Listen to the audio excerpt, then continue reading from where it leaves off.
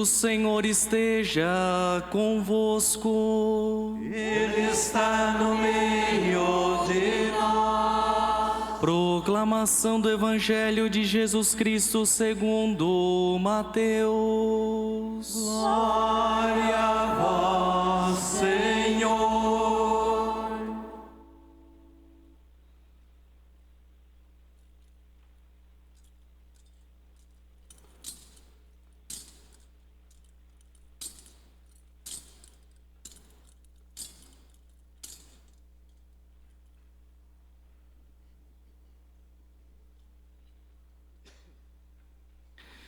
Naquele tempo, as mulheres partiram depressa do sepulcro. Estavam com medo, mas correram com grande alegria para dar a notícia aos discípulos. De repente, Jesus foi ao encontro delas e disse: Alegrai-vos! As mulheres aproximaram-se e prostraram-se diante de Jesus, abraçando seus pés. Então Jesus disse a elas: Não tenhais medo, ide anunciar aos meus irmãos que se dirijam para a Galileia, lá eles me verão. Quando as mulheres partiram, alguns guardas do túmulo foram à cidade e comunicaram aos sumos sacerdotes tudo o que havia acontecido. Os sumos sacerdotes reuniram-se com os anciãos e deram uma grande soma de dinheiro aos soldados, dizendo-lhes: Dizei que os discípulos dele foram durante a noite e roubaram o corpo enquanto vós dormieis.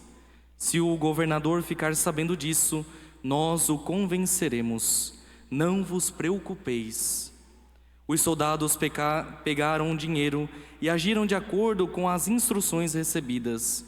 E assim o boato espalhou-se entre os judeus até o dia de hoje. Palavra da salvação. Glória a vós, Senhor.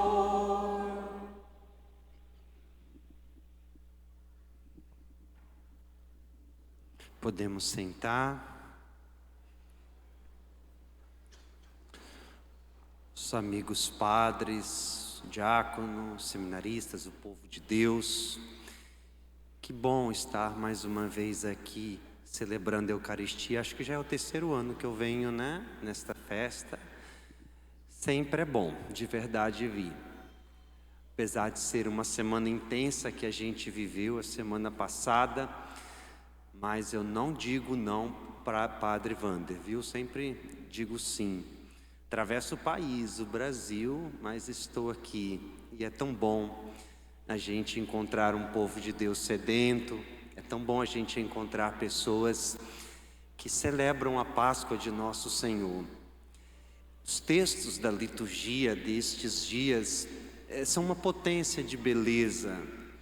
É como um carinho de Deus à nossa alma. É quando a gente se coloca naquele lugar, quando a gente usa a nossa mente para imaginar tudo aquilo que aconteceu. O drama da cruz foi muito cruel aos discípulos, às mulheres, aos amigos de Jesus. Quando eles viram o Senhor pregado naquela cruz, quando viram o corpo do Senhor sendo depositado no túmulo, a pedra que havia fechado o sepulcro, aquilo dilacerou o coração, feriu a dor da morte. Nós não estamos prontos jamais para este momento. Vocês foram à missa ontem e devem se lembrar da sequência de Páscoa, aquele hino tão bonito que expressa exatamente isso, o duelo, a batalha do forte com o mais forte. De um lado se encontra a morte que fere o coração dos discípulos, como também quando a gente experimenta a morte de um ente querido, de alguém que a gente amou muito. Nós nunca estamos prontos para este momento.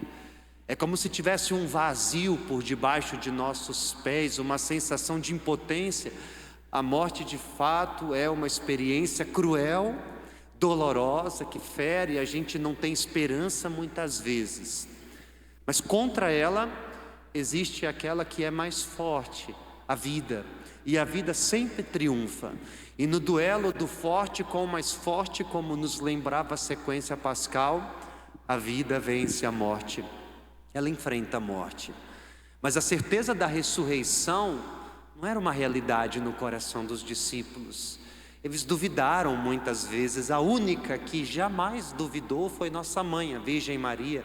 Os outros duvidaram das palavras que ele havia dito, que devia ressuscitar. Para eles restava somente a imagem cruel, amarga da cruz.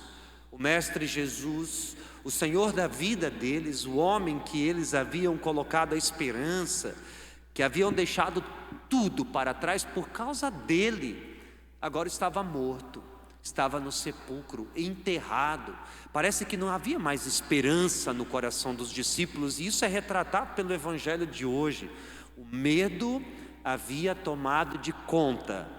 Para eles podia acontecer também o que aconteceu com Jesus. Nós vamos acompanhar isso nas próximas aparições do Cristo ressuscitado. Eles tinham medo dos judeus, medo que acontecesse com eles a mesma coisa que havia acontecido com Jesus também. Viver uma vida de medo não é uma coisa boa. O medo domina o nosso coração de tal maneira que nos impede de ir adiante. Só que estes discípulos, aqueles que o Senhor havia escolhido, foram chamados para o extraordinário. Tinha uma missão tão grande que aguardava por eles, só que eles estavam fechados, trancados. É a experiência da morte, da dor. As mulheres foram ao sepulcro cedo, de madrugada, no escuro. Escutamos isso também no Evangelho de ontem. Não é apenas uma escuridão cronológica, sabe, de um tempo físico. Era a escuridão da alma, a dor que elas estavam vivendo. Como tantas vezes também a gente experimenta a noite escura da nossa alma.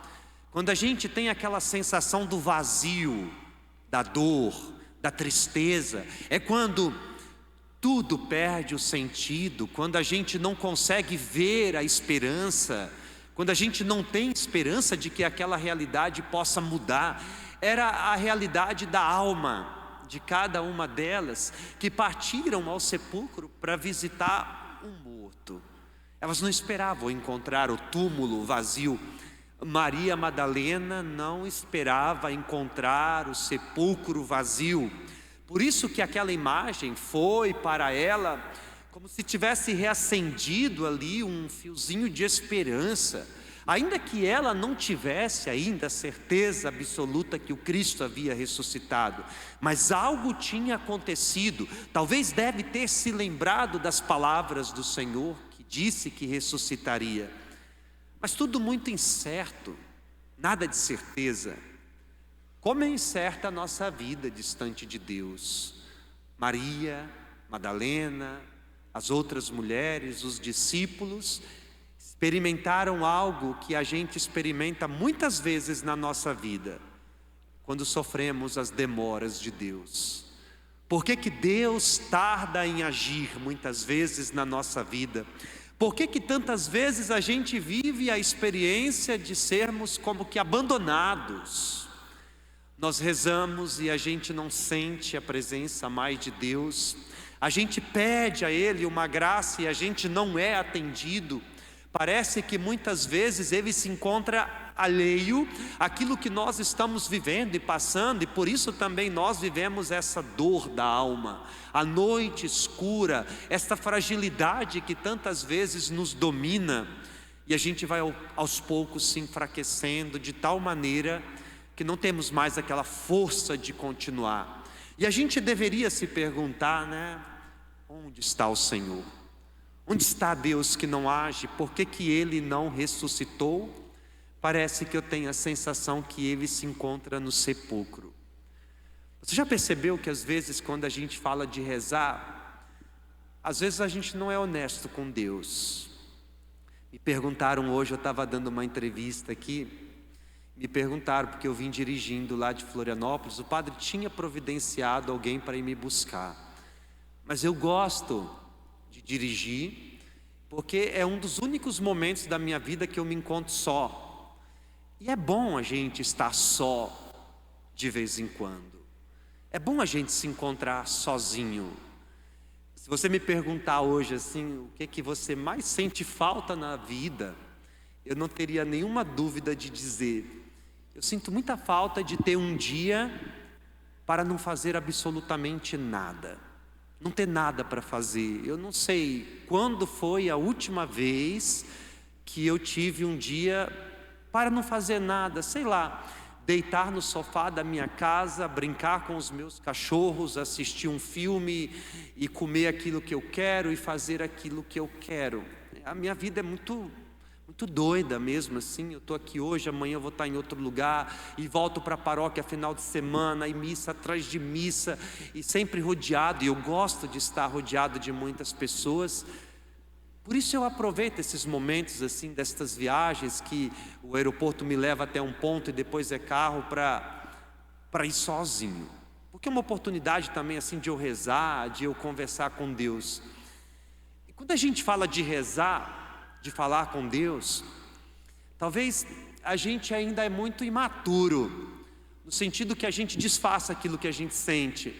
A gente se aproxima de Deus, mesmo que a gente esteja vivendo a noite escura da alma, da nossa vida, mesmo que a gente esteja vivendo a dor, o drama, a gente disfarça. Chegamos e eu te louvo, eu te agradeço por tudo isso. E ok, é bom a gente agradecer a Deus até pelas noites escuras que a gente vive. Mas deixa eu dizer uma coisa para você: se permita ser honesto também diante do teu Deus. Se permita tirar a máscara e ser o que você é, falar para Ele aquilo que você está sentindo. A experiência que os grandes homens e mulheres da própria Escritura fizeram é enfrentar Deus. É quando a gente chega diante dele e diz a verdade: olha, Senhor, eu não estou aguentando mais, eu não estou suportando mais. Quando que você vai agir na minha vida? Quando que eu vou poder voltar a ter a esperança de que esta realidade que eu estou vivendo vai mudar? Porque pelas minhas próprias forças eu não consigo, por mim mesmo eu não sou capaz, eu preciso de Ti, eu não aguento mais viver as Tuas demoras, o Teu tempo parece que está consumindo meu coração de tal maneira que eu me encontro assim também, com medo, com a tristeza que tomou conta da minha vida, com esta insegurança, com tantas coisas acontecendo que parece um turbilhão. Já parou para perceber que quando parece que vem um problema, é um atrás do outro, sabe? Um atrás do outro, um após o outro. E a gente se encontra assim também, como que perdidos. E onde está o Senhor? Cadê o Senhor? É quando a minha fé é provada, quando só me resta ela mesma, a minha fé e absolutamente mais nada. É quando eu tenho aquela sensação que parece que eu perdi tudo, não me sobrou mais nada, só me sobrou os resquícios da minha fé, que me coloca de pé e me faz acreditar no extraordinário, naquilo que ainda deve acontecer. Como nos lembra Paulo na sua carta, né? As coisas que os olhos não viram, que o coração não imaginou, que os ouvidos não ouviram, aquilo que o Senhor tem preparado para nós. Mas por hora a gente vive o drama, a dor, como as mulheres, os discípulos. Aonde está o Senhor? É como se naqueles dias eles estivessem vivendo o drama, a dor, a angústia, a agonia. E cadê Ele? Aonde Ele está que não age? Por que estamos passando por isso agora? É a tristeza que havia se apoderado do coração dos discípulos, a angústia, a dor. Nós estamos vivendo uma sociedade de morte. Eu não sei se vocês concordam comigo, mas assim, é tão claro, sabe? Parece que a gente caminha a passos largos para um grande precipício. Parece que a gente quer se lançar sobre ele mesmo. Nosso Deus é o Deus da vida, mas parece que as coisas deste mundo ocupam um lugar tão grande no nosso coração, que muitas vezes a gente deixa de crer, de ter esperança, a gente desiste.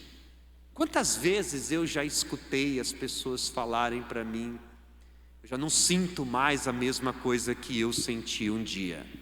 Parece que eu tinha mais fé, parece que eu gostava mais de ir à igreja, de estar na presença de Deus. Eu não sinto mais o coração abrasado como antes eu senti. E não vai mesmo, sabe, gente? Fé não é um sentimento, né? Eu não vou para a igreja para sentir, eu não vou sentir sempre a mesma coisa. Eu tenho fé porque eu preciso, porque eu acredito. E eu tenho que estar pronto para dar razão da minha fé também nas noites escuras da minha vida, e sempre vivendo a esperança no melhor que ainda está por vir, naquilo que Deus ainda tem a me oferecer. O cristão vive de esperança. Nós sofremos, mas nós sofremos com esperança, porque a esperança não decepciona nunca. Quando o meu coração transborda de esperança, eu passo pelos vales de lágrimas com o meu olhar fixo em Jesus. A morte de Jesus roubou por algum tempo a esperança dos discípulos, das mulheres, mas o Senhor aparece a eles mais uma vez. Eles fazem aquela experiência de Páscoa, de ressurreição, de vida nova.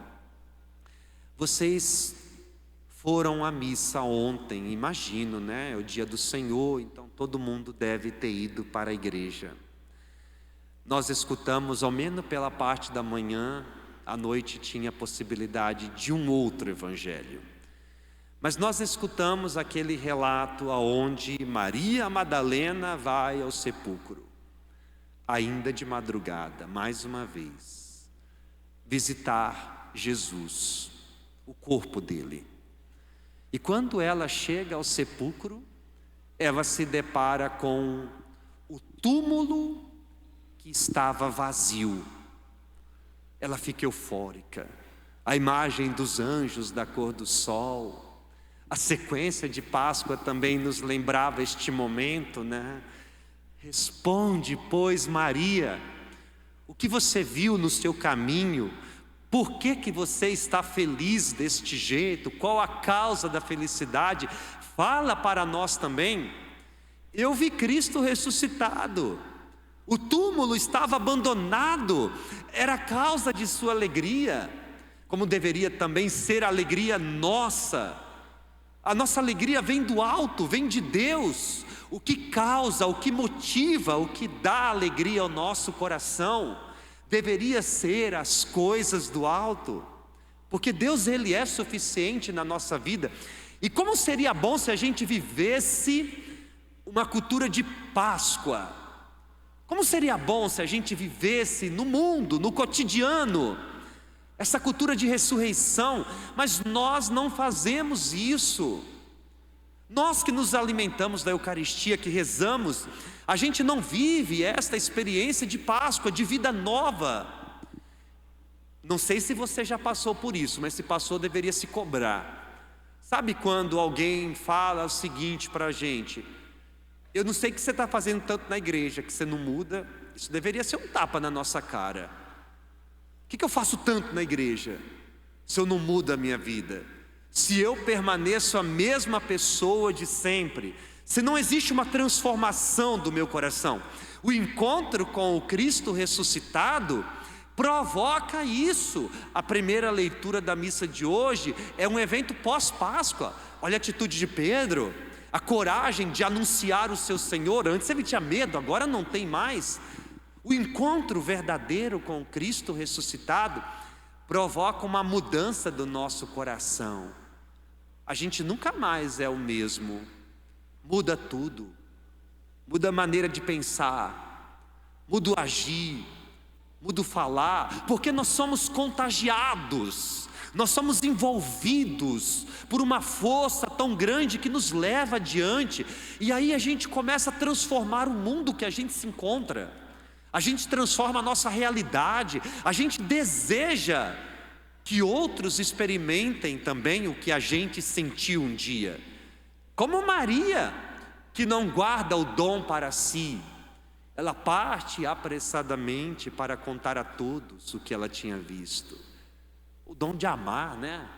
Quem ama verdadeiramente quem é capaz de dar a vida, de oferecer a vida. Nós estamos celebrando a misericórdia de Deus, é isso, é o dom extremo, o dom gratuito, o dom de amar até o fim, incondicionalmente. É quando eu percebo que a vida não é para mim, é tão pobre quando a gente vive assim, voltados para o nosso próprio umbigo, preocupados demais conosco mesmo, e a gente se esquece de ofertar a vida, de dar a vida, de oferecer a vida, de contar para as pessoas, porque as pessoas precisam saber, este mundo precisa saber que o Cristo vive. Mas não é saber por nossas palavras, não é pegar um microfone, minha gente, e sair falando um monte de coisa, não é isso. Se a gente tiver a oportunidade disso, ok, vale a pena também a gente aproveitar os momentos. Mas é quando a gente passa a falar de Deus com a vida, quando a nossa vida se torna reflexo do Senhor. Nós escutaremos neste tempo de Páscoa também uma leitura dos Atos dos Apóstolos que eu acho extraordinária. O texto diz que as pessoas eram curadas quando a sombra de Pedro as tocava. Não sei onde está nos Atos dos Apóstolos. Eu não fiz curso de pastor para decorar versículo e capítulo, mas está nos Atos dos Apóstolos. Eu não sei exatamente qual capítulo e o versículo. A gente vai ouvir em algum dia neste tempo de Páscoa, até Pentecostes, estejam atentos que essa leitura vai aparecer. As pessoas eram tocadas quando a sombra de Pedro as tocava. Sombra que a gente projeta. Essa leitura é extraordinária. O que quer dizer? Pedro estava tão cheio de Deus, estava tão tomado pelo Senhor, que ele projetava o Cristo. A gente projeta Deus na nossa vida. Quem curava era o próprio Cristo, que estava em Pedro, não era ele. É uma pergunta honesta que a gente deveria responder. Eu me pareço com o Senhor? O que eu tenho dentro de mim, o que eu guardo, o que eu trago hoje aqui, condiz com a fé que eu estou professando? Eu tenho espalhado Cristo, ofertado Cristo, ou ao contrário, o meu coração é um depósito de morte, de ódio, de cruz, não de Páscoa, de vida, de ressurreição. É se parecer com Cristo, é ter uma pressa de transformar este mundo, de mudar este mundo, de fazer com que as pessoas se apaixonem, assim como Maria, que vai apressadamente contar aos discípulos, falar aos discípulos aquilo que ela tinha visto. Ela conta para Pedro. Vocês foram na missa ontem, né, gente? Ela conta para Pedro e conta para o outro discípulo, lembram? Aquele discípulo que Jesus mais amava. Esse título do discípulo amado, ele é presente do Evangelho de João.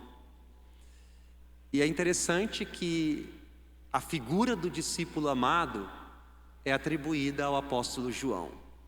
Nós o reconhecemos como o discípulo a quem Jesus mais amava. João parece soar um pouco assim, pretensioso, envaidecido. Não é a única vez que ele se intitula desta forma. Também faz isso do alto da cruz. Estava lá Maria e do lado dela o discípulo a quem Jesus mais amava. Faz isso na última ceia. Discípulo amado que inclinou a cabeça no lado de Jesus. E a gente se pergunta, como que alguém tem coragem de se intitular assim? Por que ele não falou na primeira pessoa? Eu estava lá com Pedro quando Maria Madalena foi contar que o sepulcro estava vazio. Eu estava lá ao lado de Maria quando ele disse do alto da cruz: mulher, eis o teu filho, filho, eis aí a tua mãe. E eu estava lá quando eu inclinei a cabeça na última ceia, no peito do mestre. Não, o discípulo a quem Jesus mais amava faz isso de propósito, não é uma vaidade. Ele quer fazer com que o leitor se identifique como o discípulo a quem Jesus ama. Quem é o discípulo amado então? Sou eu, é você. Nós somos o discípulo amado. Se não tem um nome é porque a gente tem que se identificar com ele. Portanto, Maria Madalena parte e fala a Pedro e fala a mim. Eu sou o discípulo amado. Eu sou agora também testemunha da ressurreição. Acontece algo interessante naquele momento. Pedro, ele é considerado pela tradição o discípulo mais velho dentre os 12. Você pode ver que as imagens de São Pedro são representadas sempre com o Senhor de barba branca com uma chave na mão. Pedro é a igreja, é símbolo da igreja, não temos dúvida a respeito disso, né? Tu és Pedro, sobre esta pedra eu edificarei a minha igreja. Que tu ligar na terra, eu vou ligar no céu. Pedro, tu me amas? Sim, Senhor, eu te amo, então cuida das minhas ovelhas. Jesus escolhe a barca de Pedro para pregar às multidões. Pedro é o primeiro a ser chamado à beira do mar da Galileia. A figura de Pedro é a igreja. Pedro representa a igreja. João representa o amor. O evangelho de João é considerado o evangelho do amor, o discípulo amado. Na sua carta, ele apresenta Deus como amor. O nome de Deus. Deus é amor. Maria Madalena vai falar a Pedro e a esse discípulo amado, a igreja e a mim, que o Senhor estava vivo. Deixa eu ilustrar, tentar ilustrar esse momento para você. O senhor pode vir aqui na frente, o segundo aí do banco? Vem aqui passar essa vergonha comigo. Agora eu preciso de um jovem. Ele pode vir? Você é jovem, né? Isso. Você vai ser o meu Pedro, tá bom? Sobe aqui comigo. E você vai ser o meu João. Pronto. O senhor tem quantos anos? 69. Não parece. Parece um pouco mais. Tô brincando. Tá ótimo. Você tem quantos anos? 19. 50 anos de distância. Pedro e João. Maria Madalena diz a Pedro, à igreja e ao discípulo amado, que o túmulo estava vazio. O Senhor não estava mais lá. E eles, o discípulo amado, que é quem? Você, eu, somos nós. E Pedro, a igreja, fica tomados por uma euforia, porque também o medo estava no coração deles, como estava no coração das mulheres, porque a angústia havia dominado o coração deles todos. O pavor, o drama, a dor, a tristeza, a noite, a madrugada. Só que naquele momento é como se tivesse reacendido um fiozinho de esperança. Os dois partem apressadamente. O evangelho dizia que eles foram correndo, e é normal, eles queriam ver com os próprios olhos aquilo que Maria havia relatado. Os dois partem juntos. Só que quem chega primeiro ao sepulcro é o discípulo amado, é João. E é normal, numa corrida entre alguém mais velho e um jovenzinho, o normal, né? Porque hoje os senhores estão praticando exercício, indo para a academia, correndo. Não é o caso aqui, né? Mas assim, o normal é que os dois, também aqui não, né? Os dois partem. Só que o discípulo amado chega primeiro. Mas eu não sei se vocês lembram de um detalhe daquele evangelho. Quando o discípulo amado chega no sepulcro, ele não entra.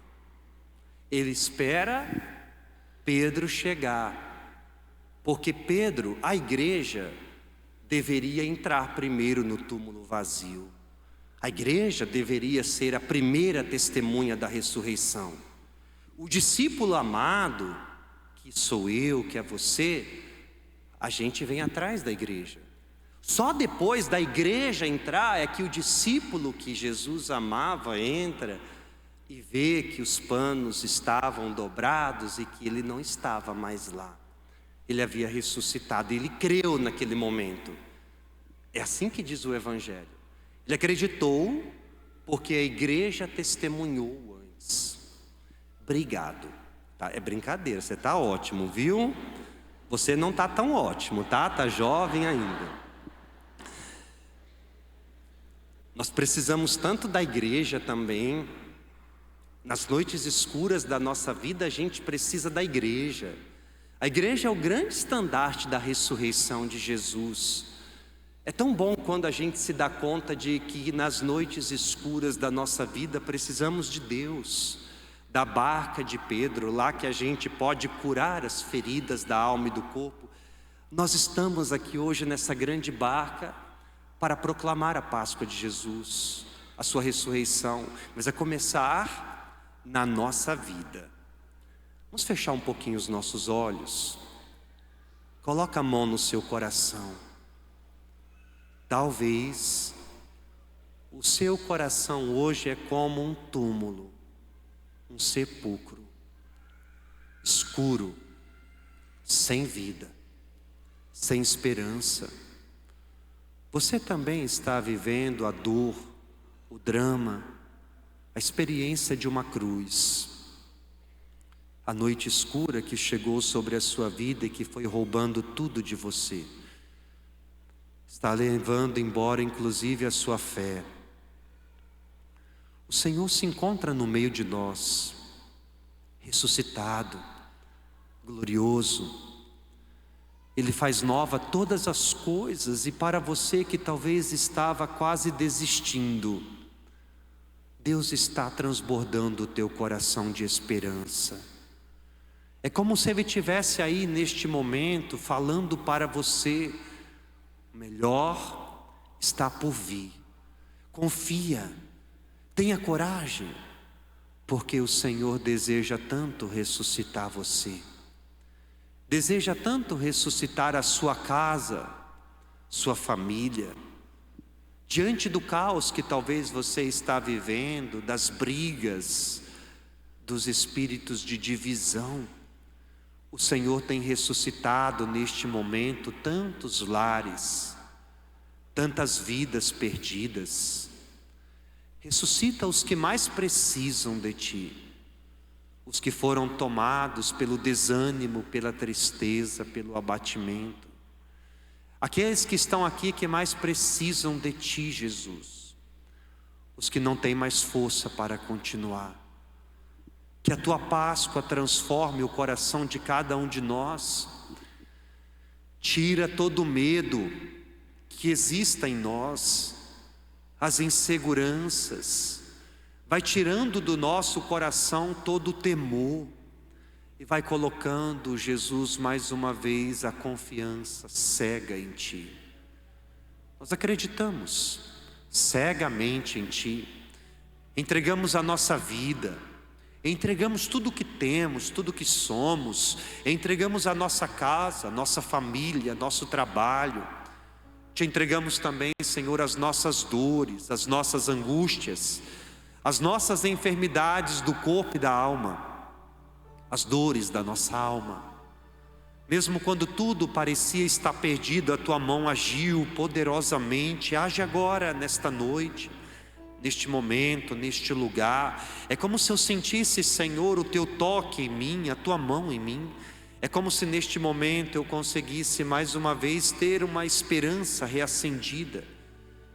E o Senhor está dizendo para você: acredite ainda mais um pouco. Mesmo que esteja doendo viver as minhas demoras, o meu tempo, o extraordinário ainda está para acontecer.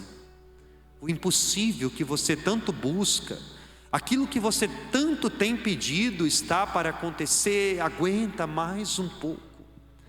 Mesmo que a escuridão tomou conta da sua vida, que o medo tomou conta do seu coração, é como se o Senhor neste momento estivesse quebrando as correntes, libertando você do mal que foi lançado sobre a sua vida, da escravidão que você está vivendo, dos apegos excessivos, das paixões desordenadas, da vida sem sentido.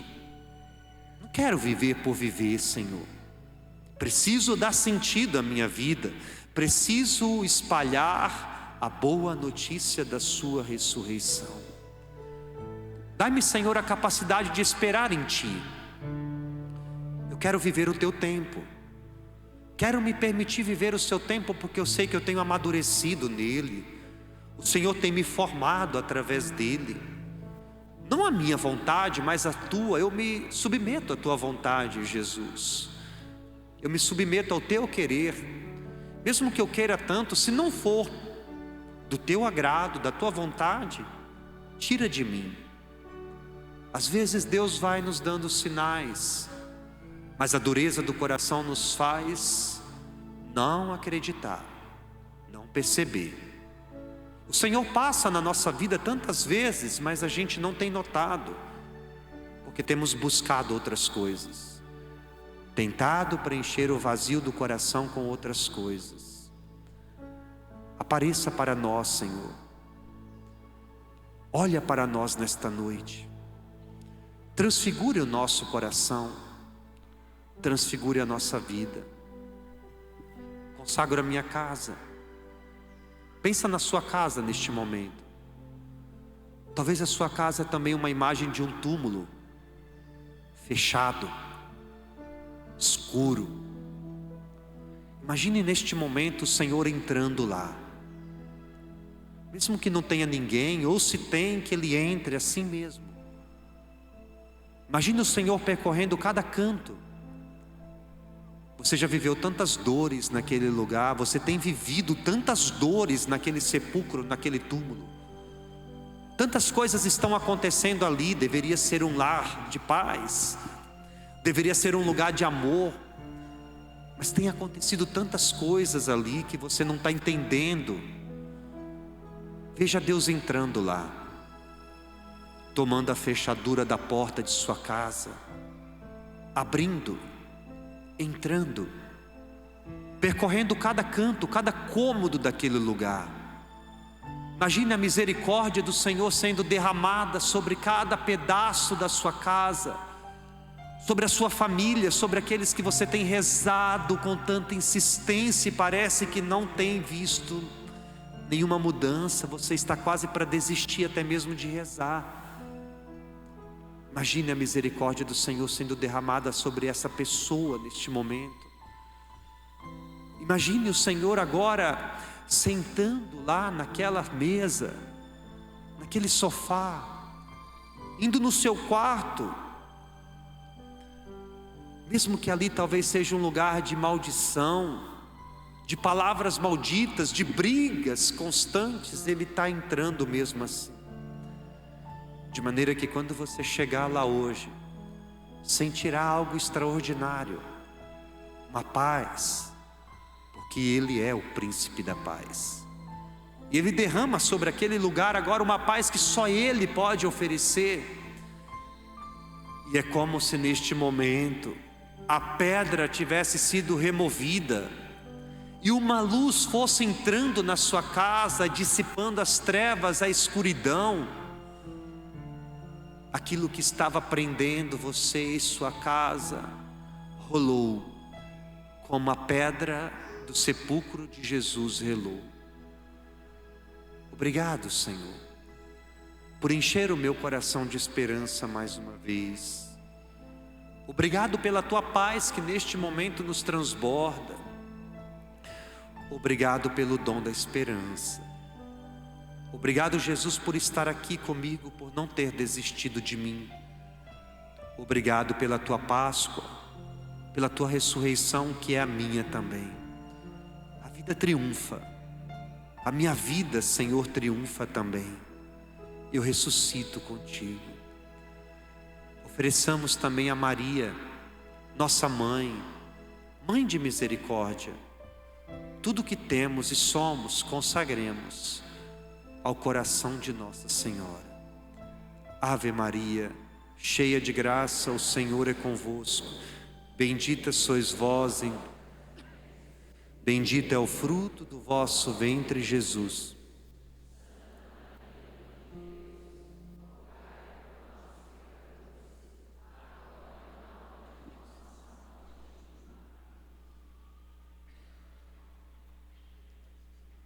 Creio em Deus Pai,